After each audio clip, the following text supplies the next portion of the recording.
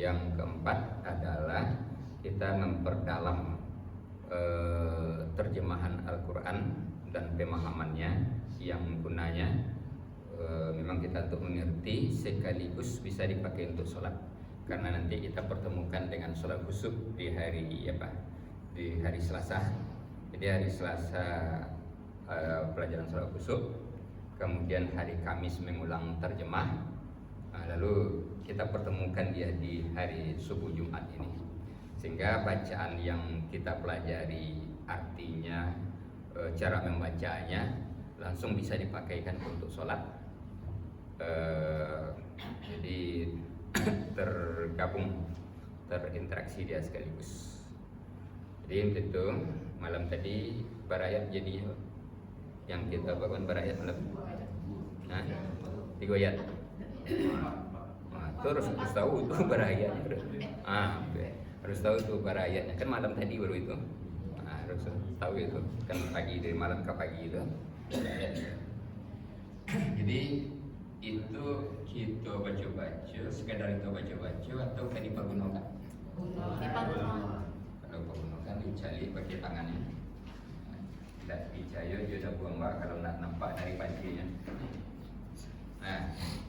Di ayat demi ayat itu kita pelajari kembali, membacanya, menerjemahnya, memahami, menghayatinya, kemudian kita praktekkan ke dalam bentuk ibadah.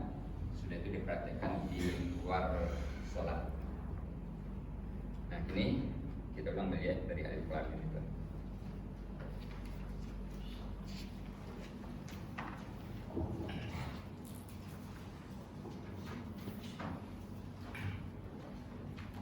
Kamu baca, tolong dibaca artinya.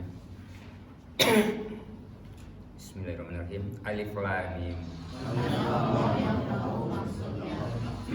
Zalikal kitabu la raiba fi. Itu kitab ada padanya.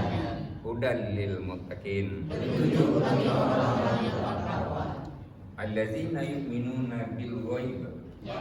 Orang-orang yang beriman dengan yang baik. Kalau sudah berlanjut ya, di alladzina itu pakai ya itu lagi.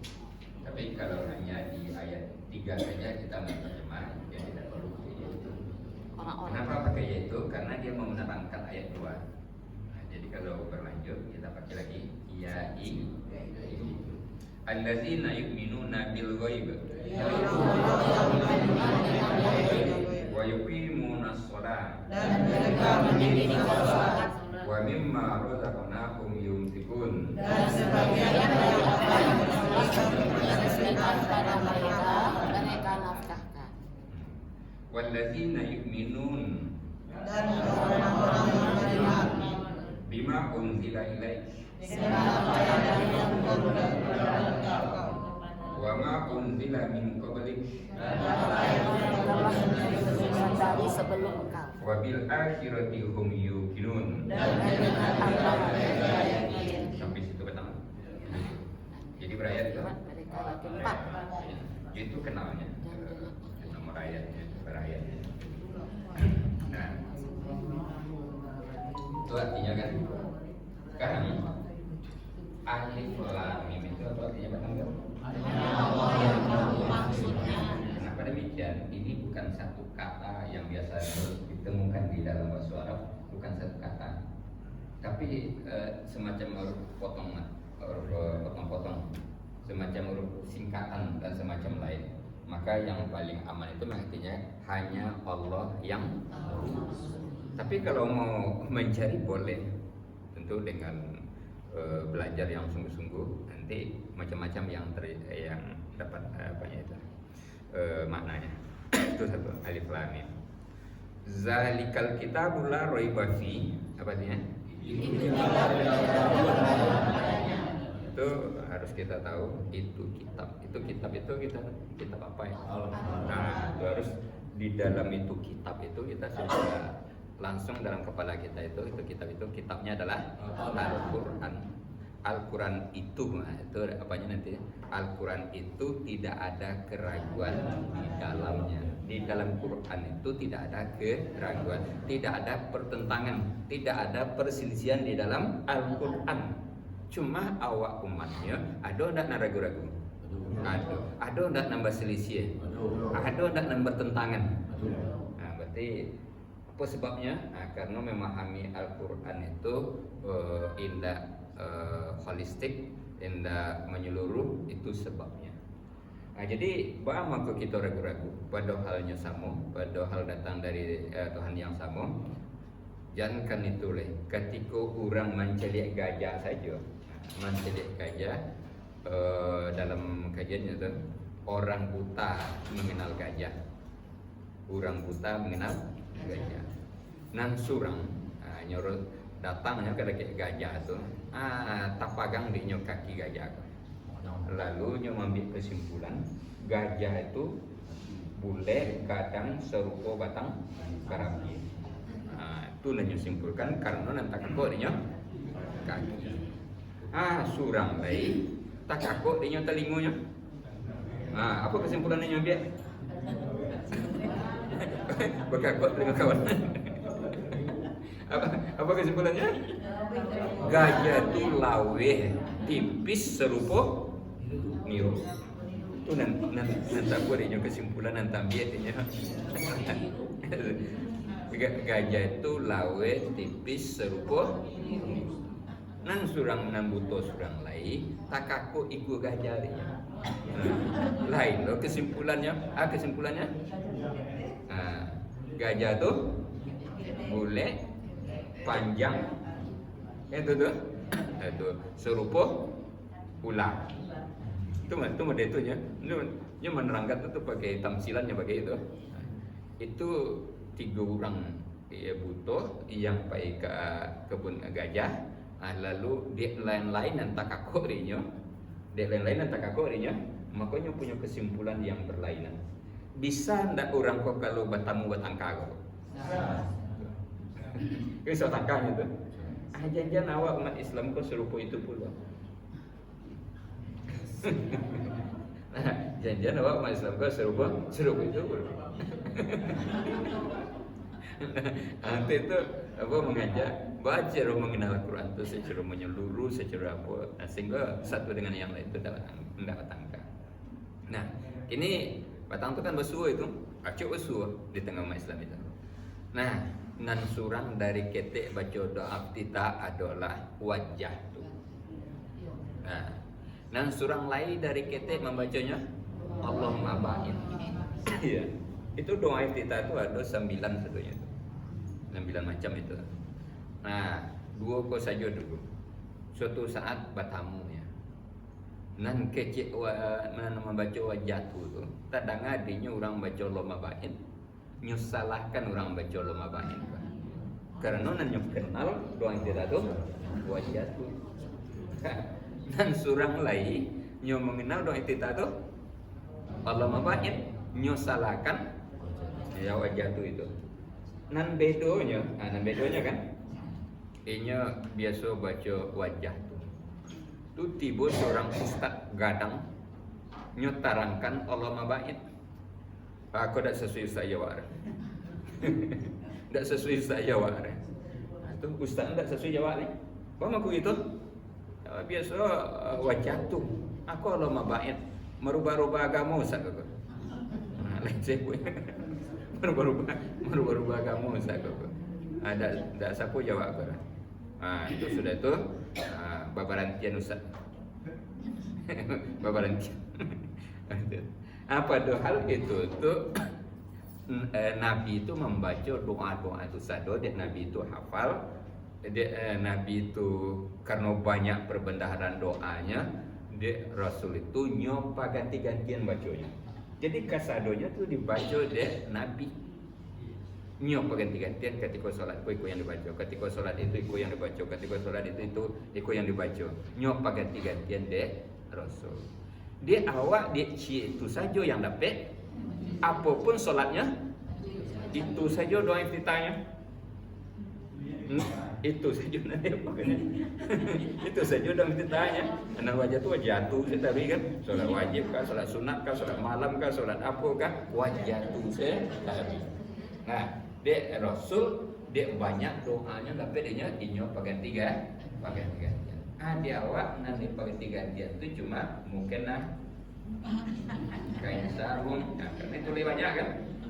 Mungkin aku lagi pakai ke pulang umroh atau mungkin aku dia kiu tu apa kan itu yang dikoi dia. Jadi di dalam Al-Quran itu tidak ada keraguan, tidak ada perselisihan, tidak ada pertengkaran, tidak ada. Cuma apa umatnya bertentangan, apa umatnya berselisih itu disebabkan karena memahami Islam, memahami Quran itu tidak menyeluruh. Nah, itu hati-hati dari alam tertutup kepada alam terbuka. Nah, dulu kita alam tertutup di Indonesia hampir satu saja mazhab Syafi'i. Ya, malah juga jaharkan, kemudian itu kemudian pakai kunut kan seperti itu. Jadi hampir sama apa sadunya, seragam sadunya. Akhirnya alamlah terbuka. Apa yang dilakukan di orang di Afrika, nyodak balik pek tangan dan sementara balik pek tangan. Nah, nyola lapis tangan. Apa sudah ndak orang-orang yang lapis tangannya di Makkah itu? Ada kan?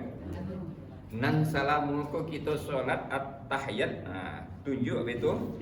Tiba di asyhadu alla ilaha naik ke atas ketik kan? Kini basuh di kiri kanan awak labik tu bitu setuju.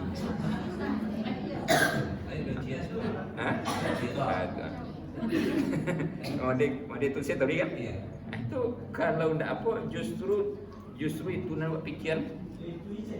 Itu yang jadi tu dalam sembahyang itu.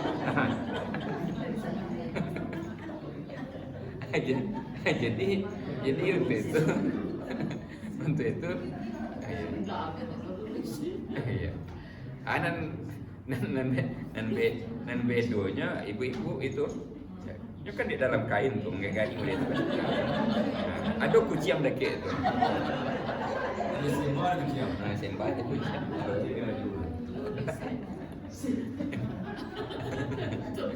Iya. Jadi Bapak Ibu, itu gunanya ambo bagi rumus mempelajari Quran itu. Rumus, apa rumusnya? Perbaikilah bacaannya, belajar, jangan tangga, jangan cukup saja mentangga itu. Memang mentangga itu ada kan kita bacakan ayat pertama 139 itu. Yang pertama membacakan ayat-ayat. Membacakan itu kan yang lawan bicara kan mendengar itu. Nah, mendengar itu yang dalam apa itu dua. Yang pertama ceramah, yang kedua khutbah. Itu tuh membacakan itu. Tapi belajar tidak bisa di situ. Tidak bisa di situ belajar. Cuma situ mendengar. Nah, mendengar itu berapa persen yang bisa dapat. Tidak bisa hanya memperbaiki keterampilan membaca, menterjemah, tidak bisa. Nah, itu ya. Jadi kita persentase untuk mendengar itu ada. Itu yang mendengar itu adalah ceramah dan khutbah. Nah, di khutbah itu tidak boleh catat, tidak boleh nulis-nulis. Ambil pena dia pun di khutbah itu tidak, itu hanya mendengar itu saja. Bahkan kalau ada orang mota di samping kiri kanan awak, boleh awak negur? Tidak boleh. Kalau awak tegur orang tu, batal. Solat awak nan besar di mana guru orang tu. Waduh, orang tu mebo kan? Di saat itu apa? Di saat itu yang berwenang negurnya adalah khatib. Jadi khatib itu berwenang negurnya itu. Makanya kalau ada nama mebo dalam khutbah itu boleh selesai sekali itu. Kadang dia pengurus-pengurusnya boleh selesai dalam apa itu.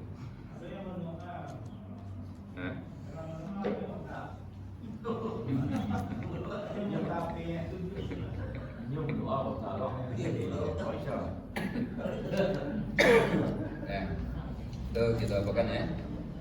Karena itu khutbah di Rayo itu beberapa kali membawakan khutbah di Rayo. Jadi setiap khutbah, rupa pengurus bajadi metong titi dia pun di mirab itu. awak diletaknya agak kemukul sedikit, nyawa jadi metong titi dia begitu.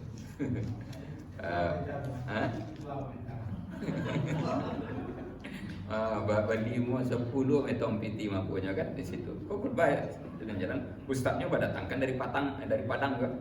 Apa buyan apanya lawe-lawe itu balehonya pandu segala macam. Ada madu ke pengurus kini ke khutbah atau ke metong piti. Ya, itu di jalan di situ. Sedangkan orang mau tas saja wak tegur rusak sholat awak. Apalagi dipergunakan untuk metong piti. Nah, kalau kan dipergunakan metong piti, maka katibnya didatangkan dari Padang, cukuplah orang Siko saja. Nah, jadi itu wewenang katib untuk menegur itu. Kalau orang kiri kanan negur, sholatnya jadi rusak. Jadi nanti kalau apa Ustaz, jadi bahasa tuan, adonan apa itu tegur itu. Selama itu tuh, baru jalan punya. Kadang anak-anak mebo kan di belakang, itu langsung diepokan itu, diamankan itu. Nah, katib itu yang mengamankan. Apa tuh katibnya? Nah, kadang katibnya penjama kamu dia itu. Kalau banyak bawa pada ribu aku. Kemudian itu. Nah, jadi Al-Quran itu tidak ada keraguan di dalamnya, tidak ada pertentangan, tidak ada perselisihan. Nan berselisih itu siapa? Umatnya. Apa maksudnya berselisih? Karena yang pertama cara memahaminya tidak holistik, tidak menyeluruh, tidak komprehensif. Itu sebabnya. Nah, jadi makanya mau damai saja. Ada orang tuh nyejaharkan bismillah, siap saja di situ. Ada orang yang nyusirkan, siap saja. Ada yang baca kunut, siap saja, tidak ada banyak protes. Ada yang tidak baca kunut, tidak ada masalah. Kenapa?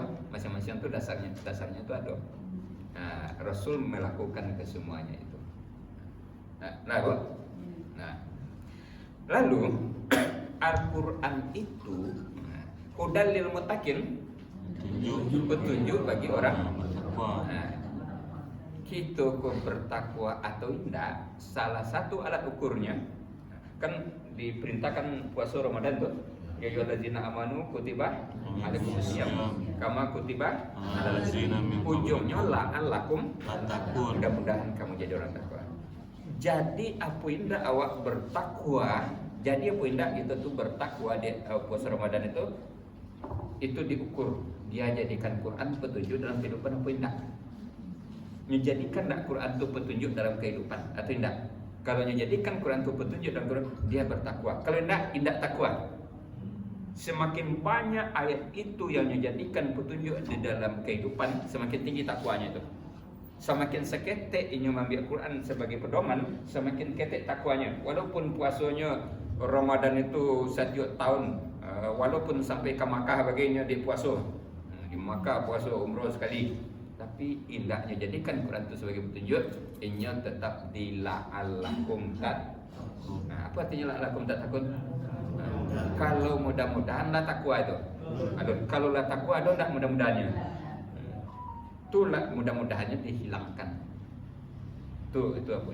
Nah, untuk itu takwa itu berpedoman pada Quran. Itu Qurannya dalam apa saja? Dalam makan, dalam minum, dalam berpakaian, dalam bermusyawarah, di dalam pemilu, di dalam segala sesuatu itu harus berpedoman kepada Al-Quran. Dulu kan aja mau contohkan itu, makan saja ternyata kita yang acok-acok puasa kok dilihat dari sudut makan kita ternyata dan begitu bertakwa gitu lah.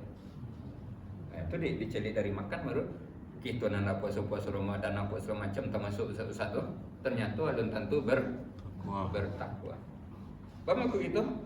Ayat-ayat tentang makan itu kan ada dalam Quran ada ayat tentang makan. Kan ada itu.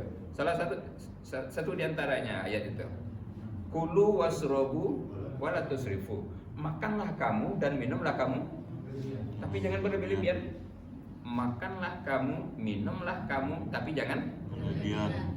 Di awal kadang-kadang kan makan itu makan kalaulah salapa-lapanya. Berarti kalaulah Kenyang-kenyang. penyakit tidak kedua tuh. Oke. Kalaulah salapa-lapanya baru makan, sakit apa itu? Ma. Sakit mah. Kalaulah sakanyang-kanyangnya baru berhenti. Iya. Kenapa ini? Nah, jadi ambo apa kan? Ambo lah baca Quran, ambo lah ustaz ngaji kan kamari segala macam. Tapi di bidang makan ternyata ambo belum takwa. Bang begitu, acok terlambat makan. Acok aku. Akibatnya apa? Akibatnya kini ya apa sakit mah. Jadi dari dulu itu memang dah takwa, walaupun puasa Ramadannya terima Nabi segala macam, ceramah Ramadan, tetapi ternyata di bidang makan saja alun takwa. Lah nampak punya tu.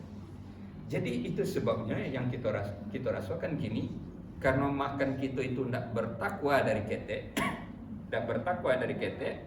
Nah, umur 20 tidak bah, umur 30 tidak bah, umur 40 tidak bah, umur 50 mulai terasa.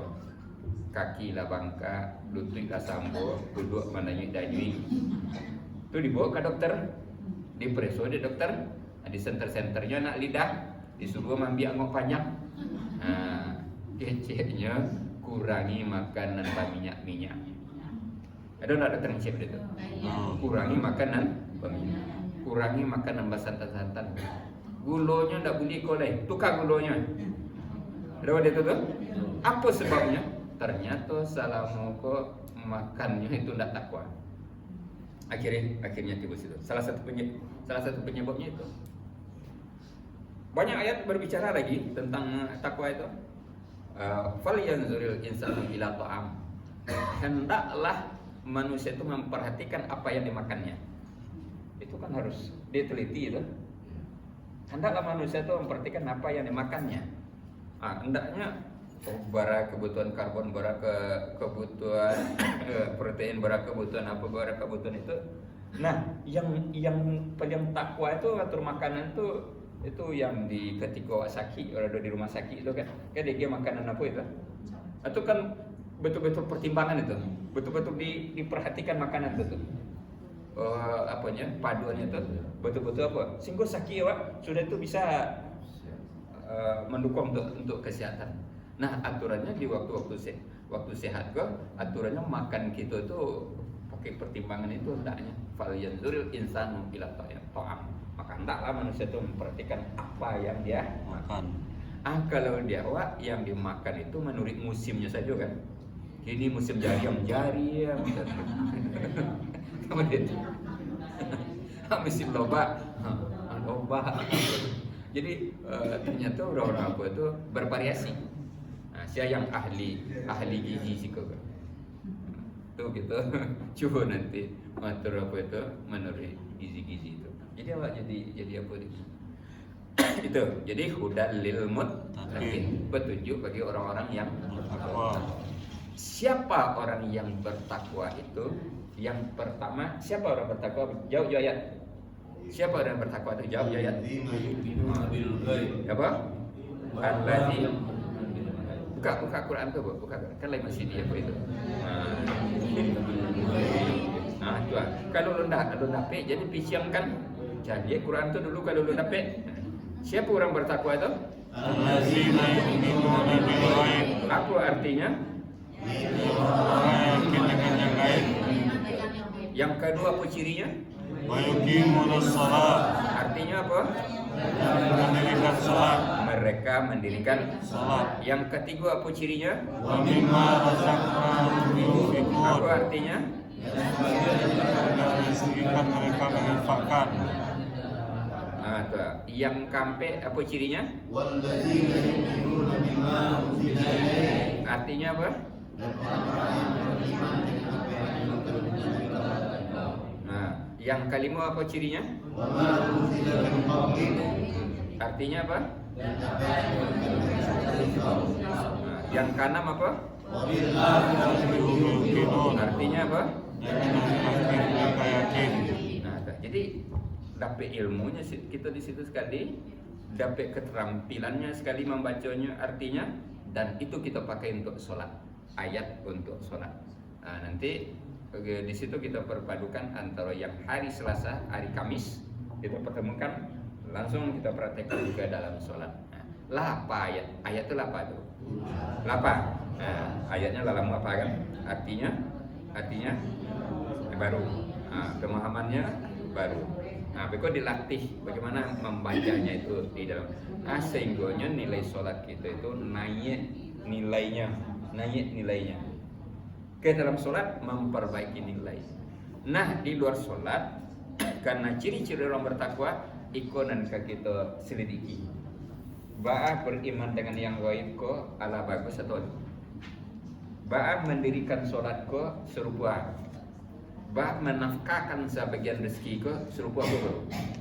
Beriman dengan dia turunkan kepada Nabi Muhammad itu seperti apa bro? Beriman dengan apa yang diturunkan sebelum Nabi itu seperti apa? Keyakinan ke akhirat seperti apa? Nah, itu yang kita baca lihat. Nah, jadi kalau kurang kita naiki, kita perbaiki. Kalau diperbaiki yang anak macam itu kita perbaiki, nanti ketakwaannya baru. Ketakwaannya meningkat. Kalau itu kurang.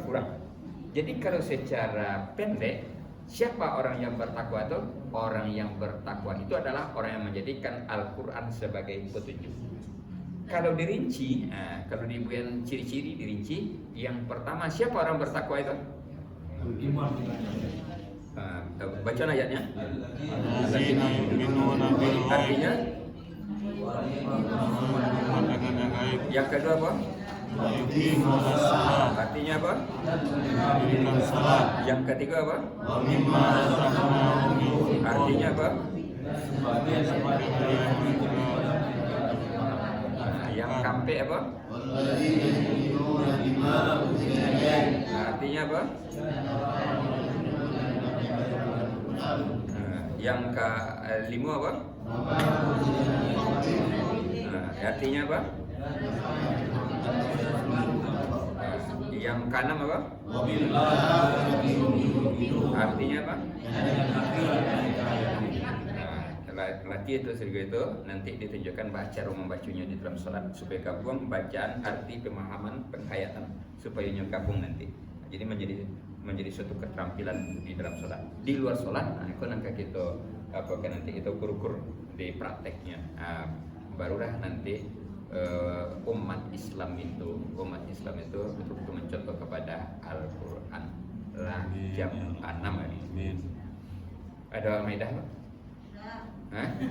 Ada kan? Mode itu berapi-rapi ceramah.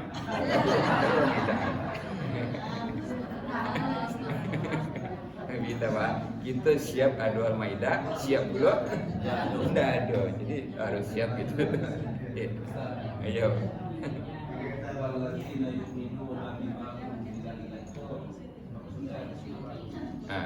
Wala, kau ada maksud? Kau dah ngaji lah?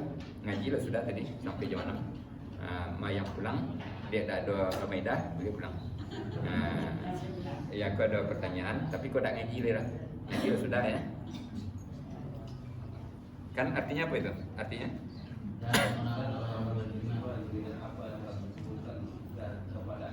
Enggak pada engkau, kepadamu. Nah, kamu pahami dulu, kamu itu siapa? Nabi Muhammad. Apa yang diturunkan ke Nabi Muhammad? Al-Quran. Potong di situ. Dan orang-orang yang beriman dengan Al-Quran. Lebih bisa diartikan begitu. Dan orang-orang yang beriman dengan Quran.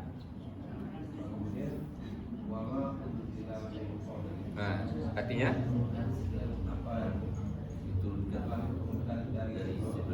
Engkau di situ siapa? Nabi Muhammad. Apa yang diturunkan sebelum Nabi Muhammad? Taurat, Injil, Zabur, Suhuf. Kalau nabi-nabi yang lain kan suhuf itu, yang kitab kan cuma ampe ya. Yang Nabi 25 banyaknya, Rasul.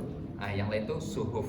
Beriman kepada kitab yang sebelum Quran dan suhuf. Beriman ke situ. Itulah kita tunjukkan, Pak, sama enggak cara beriman ke Quran dengan beriman ke Injil? Sama enggak? Nah, beriman kepada Quran sudah kita bahkan rumusnya. 6 sehat, 7 sempurna. Tuh cara beriman kepada Quran. Sedangkan beriman kepada Taurat, Zabur segala macam itu satu saja caranya. Ya yakin Allah sudah menurunkan Taurat kepada Musa. Selesai, tidak perlu dibali, tidak perlu dipelajari, tidak perlu diapa-apakan. Kepada Injil, yakin Allah sudah menurunkan Taurat Injil kepada Isa. Selesai sampai situ. Itu sudah beriman itu dengan apa itu. Dia kurang. Ada yang sama saja dia caranya beriman ke Quran juga ke Injil, ke Quran Taurat. Apa itu? Sama-sama ndaknya baca. Dan Taurat tu ndaknya baca, dan Quran ndaknya baca. Itu kan sama. Nah, Jadi seperti apa yang telah diturunkan dari muka buku tidak perlu mempelajari. tidak perlu mempelajari, tidak perlu membeli, tidak perlu ditaruhkan, tidak perlu diapa-apakan. Nah, itu ya Pak. Kalau ada juga pertanyaan, duduk nih, ya, duduk di apa itu? Kalau ada ya. Gitu. Nah, kalau ditutup tadi. Assalamualaikumnya lah tadi. Demikian, assalamualaikum warahmatullahi wabarakatuh. Waalaikumsalam warahmatullahi wabarakatuh.